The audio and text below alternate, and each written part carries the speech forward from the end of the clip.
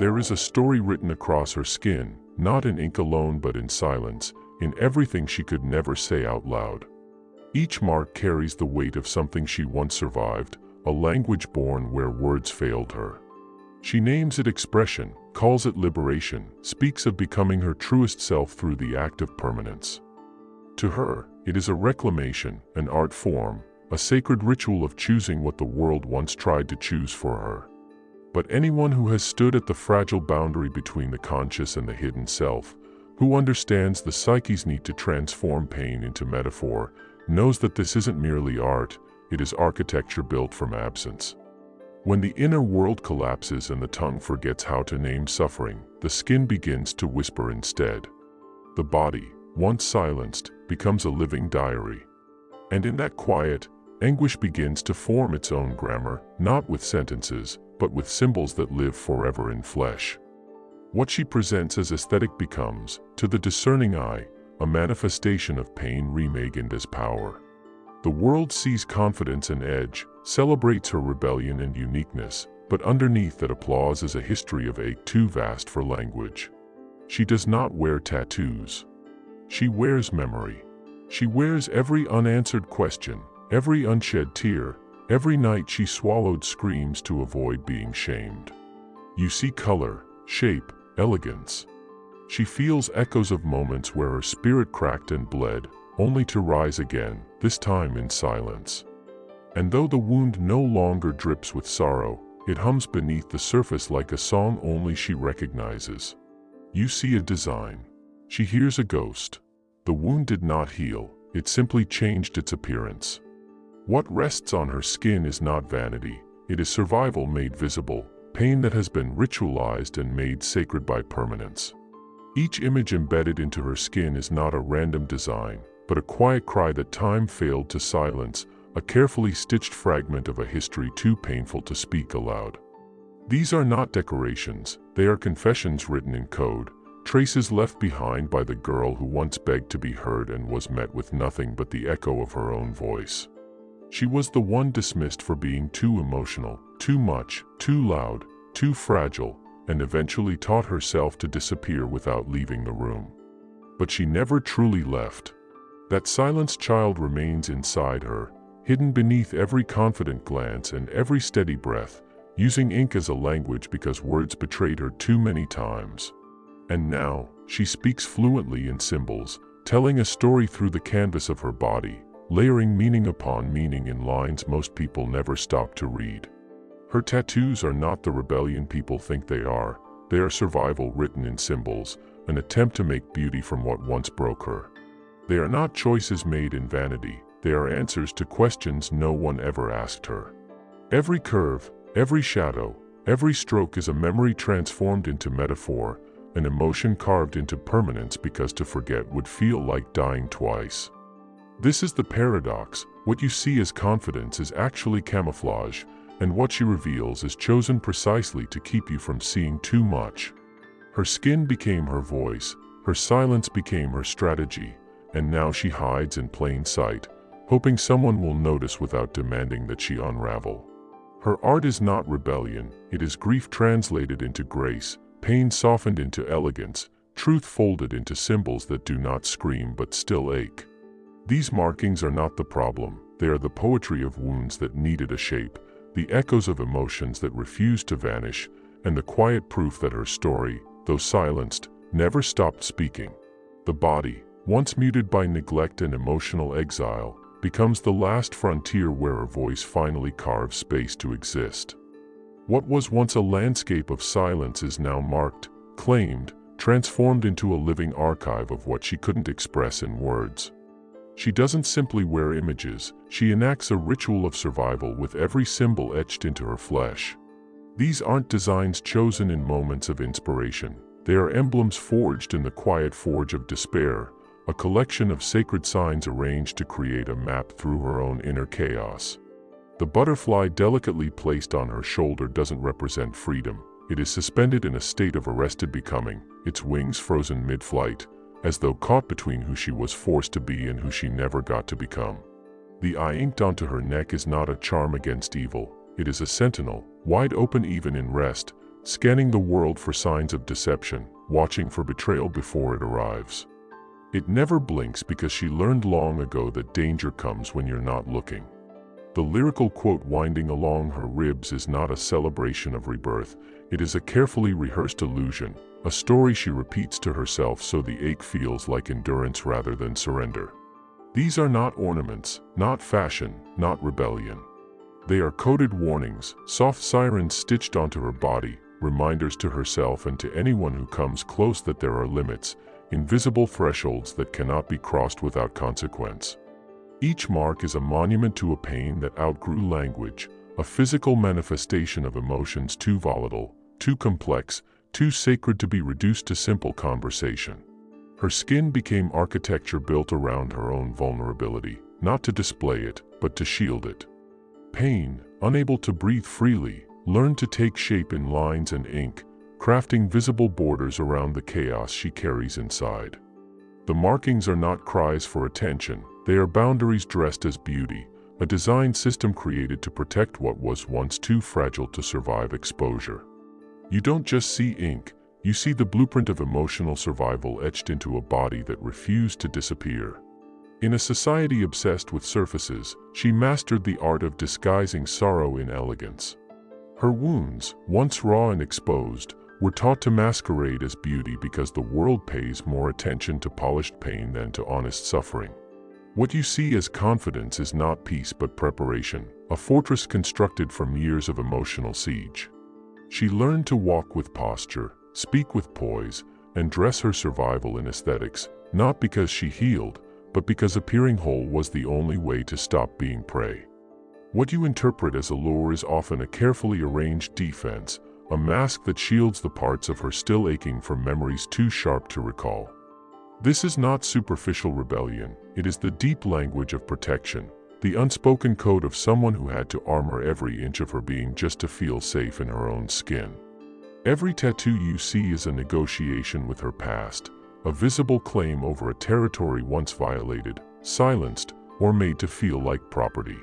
These markings are not mere preference, they are the way she reclaims authorship of a body once hijacked by shame. She chose ink because it cannot be undone, because it says, I was here, I survived, and now I choose what stays. The artistry is not vanity, it is philosophy in pigment, a dialogue between what was taken and what she now refuses to give. Through each symbol, she rewrites the story that was written without her consent, taking back the pages line by line, image by image. What looks like decoration is actually strategy, what looks like style is structured resilience, and what looks like self-expression is often the last tool she has to keep her identity from dissolving into the chaos she once barely escaped.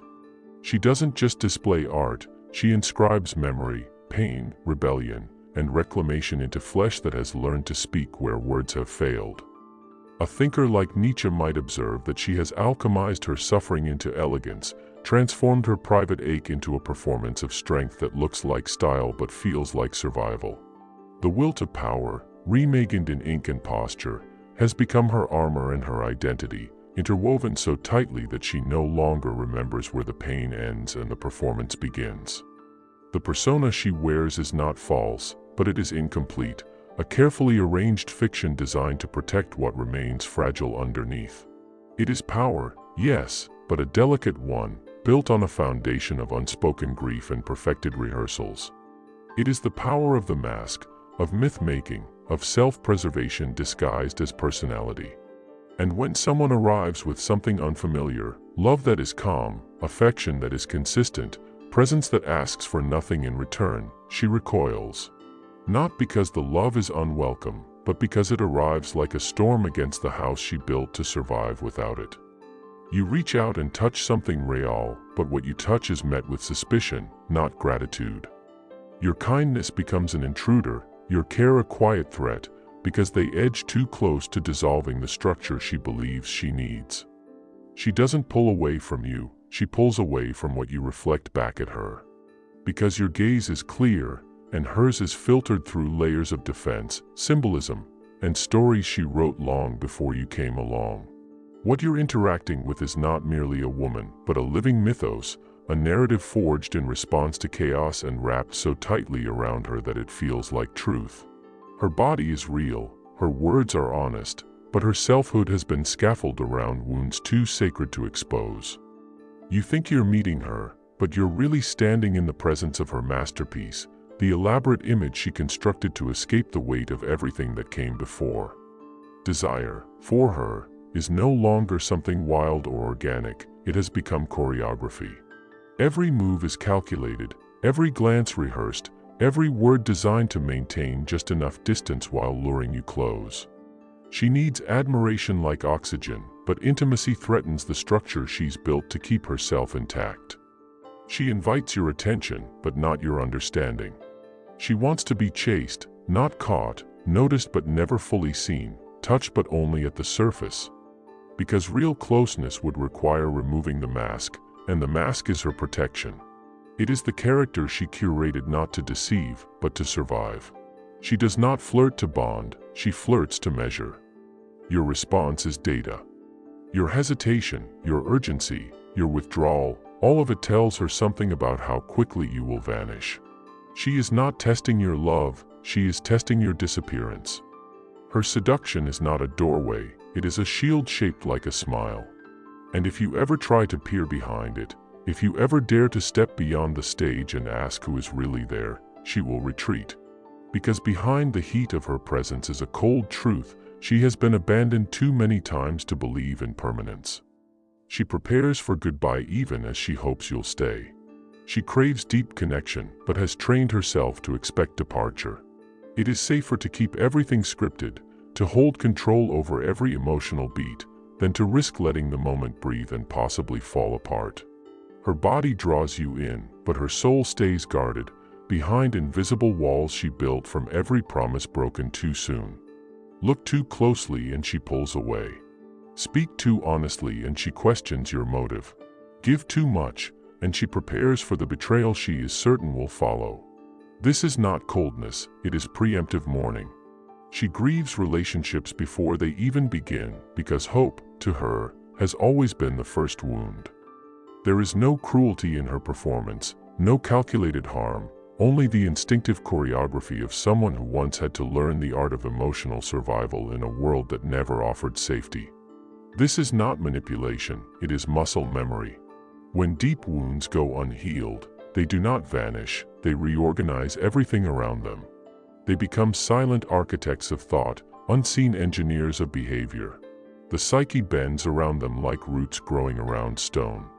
Every new connection becomes filtered through old injuries, every moment of closeness evaluated through the lens of former betrayal. What may appear as strength is often a defense shaped by necessity.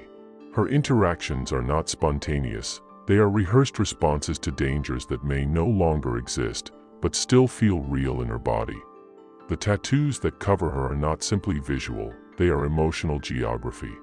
They are landmarks of inner storms, quiet memorials to moments she could not voice. They trace the places where she broke, where she screamed without sound, where she learned to pretend the pain was art.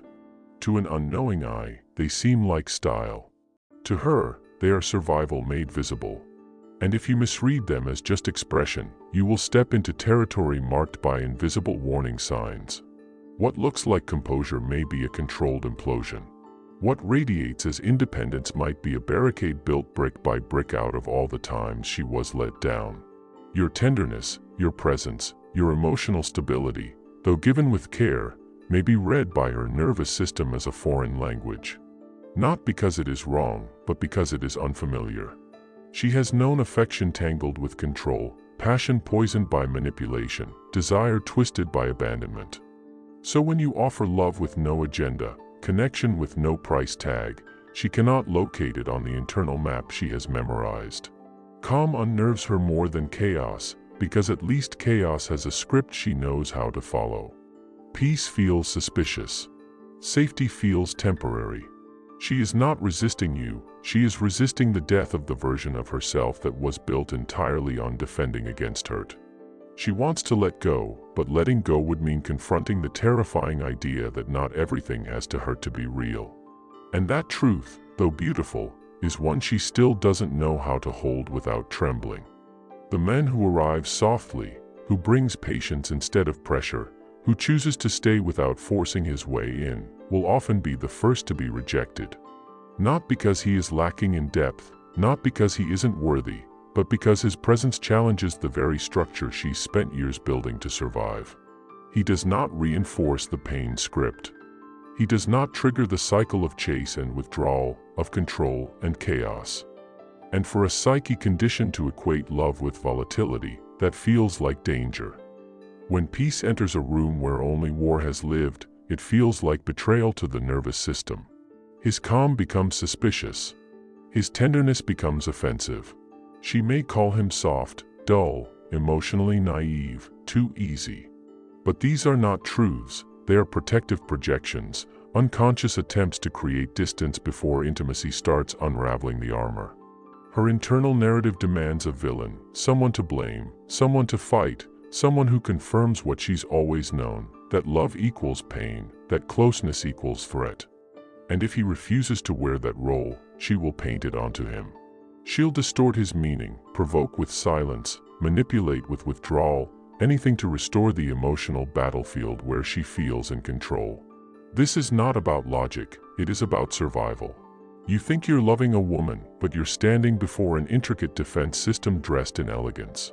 Her strength is real, but it is also a shell, a fortress forged from unmet needs and shattered trust.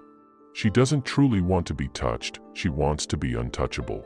She doesn't long to be known, she longs to remain mythologized, safe inside the narrative she sculpted from old scars. The tattoos, admired for their style, are not an invitation to intimacy, they are sacred partitions, walls made of story and ink that signal, this far, no further. They are warnings written in symbols, phrases chosen not for beauty alone, but for protection, for distance, for encoded control. You see artistry. She sees shields. The man who offers real love doesn't fail because he is wrong for her. He fails because he threatens to expose the soft places she buried long ago under the illusion of empowerment. And unless she is ready to meet herself beyond that illusion, she will destroy the very thing she claims to be waiting for. Even when she invites you in, there is a quiet wall that never falls. What feels like intimacy is often a carefully designed experience, crafted not to connect, but to control. Her sensuality is not wild or unguarded, it is intentional, rehearsed, a curated display that mimics vulnerability without ever fully surrendering to it. She does not enter the moment to dissolve into closeness, she remains just far enough away to maintain authorship. What looks like passion is precision. What you interpret as openness is orchestration. The bedroom becomes her stage, and you, her scene partner. Every gesture, every sigh, every glance is part of a performance choreographed to ensure she remains in control of the narrative. Sex, for her, is not merely desire, it is reclamation. It is territory she once lost that now must be conquered on her terms, under her direction. You might feel chosen, but you are being assigned a role.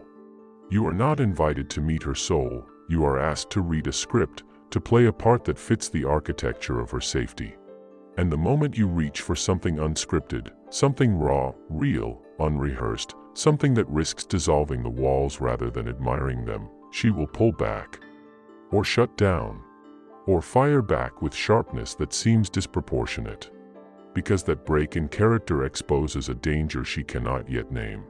What she calls emotional depth is often just beautifully disguised fragmentation. Her identity isn't singular, it's a museum of personas she rotates depending on which version feels safest to display. And the tattoos? They are not just memories or messages, they are a containment grid. Each line of ink is a seal, holding back the parts of her that once threatened to unravel her completely.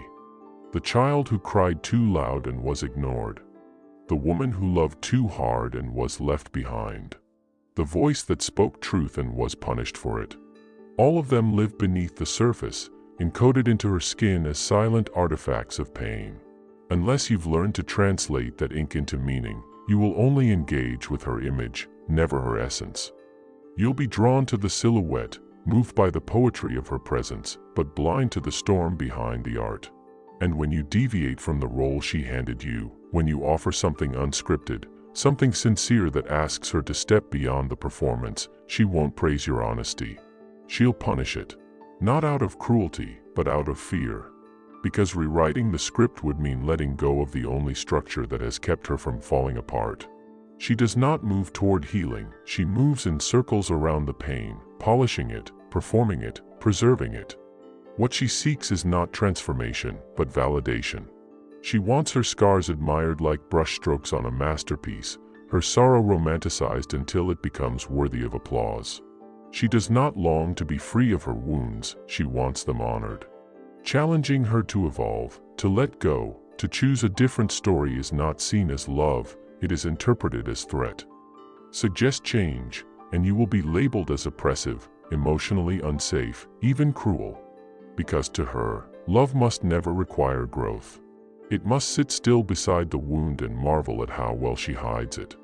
In her inner world, acceptance means never disturbing the arrangement, never questioning the myth she has spun from suffering. She has constructed not just an identity, but a philosophy, a metaphysical fortress, shaped by memory, reinforced with beauty, and guarded by intellectual justifications. It is an elegant trap, where the aesthetic of pain becomes sacred, where trauma is not just remembered, but exalted. The strength you think you see is often a soft whisper for rescue, spoken in reverse. A silent ache that refuses to call itself lonely. Her desire for presence is not a desire to be truly seen, it is a desire to be worshipped from a distance, untouched at the core. She allows closeness only under the condition that it never asks her to dismantle the persona she has built from the ashes. She welcomes affection, but not accountability. Craves touch, but not revelation. Hungers for devotion, but only within the realm of control. In her world, vulnerability must be sculpted, edited, rehearsed. Anything unfiltered feels invasive. Anything truly mutual feels dangerous. Love, to her, is only safe when it's asymmetrical, when she receives all the attention but risks none of herself in return. What looks like empowerment is often a fortress of fear, a strategy of containment masquerading as autonomy. And unless you can see through the layers of art, armor, and allure, you will mistake her performance for presence, and her distance for depth. The true heartbreak isn't that she's wounded. It's that she has turned the wound into a home. Not a place to mend, but a shrine she guards with devotion. And if you love her, if you come not with demands, but with understanding, not to possess, but to hold gently what trembles, you may still be cast away. Not because you are lacking, but because your presence threatens to dissolve the mythology she's spent years perfecting. You will fall for her fire, for the elegance of her strength, for the way she walks like she's already survived 1,000 endings. But what you won't see at first is that the fire was born from ruin. She walks forward, yes, but inside, something has never left the wreckage. And if you offer her peace, not as a reward but as a way of life, she may turn her back, not because peace is wrong, but because it is unfamiliar. She associates love with struggle, attention with danger, closeness with collapse. To love her is to witness someone gripping her armor as if letting go would mean disappearing. Surrender, to her, feels like extinction. You cannot repair what she has made sacred. You cannot ask her to abandon a story that once saved her. And if you try, you may not just be rejected, you may be resented. Not because you failed, but because you dared to reach the version of her she no longer lets herself touch. The most piercing wound is not abandonment. It is recognition. It is being seen when you've spent your entire life hiding behind curated chaos. It is someone loving you, not for the image, not for the armor, but for the soul trembling behind it. That kind of gaze is unbearable when you've spent years convincing yourself you are only your scars. And so she pushes you away, because to be truly seen is to risk being truly shattered. And she's not ready to break open again. She would rather be admired than understood, desired than known, chased than held, because the beauty of her pain still feels safer than the softness of your love. So you leave, not because you didn't love her right, but because she never learned how to stay when love no longer hurts.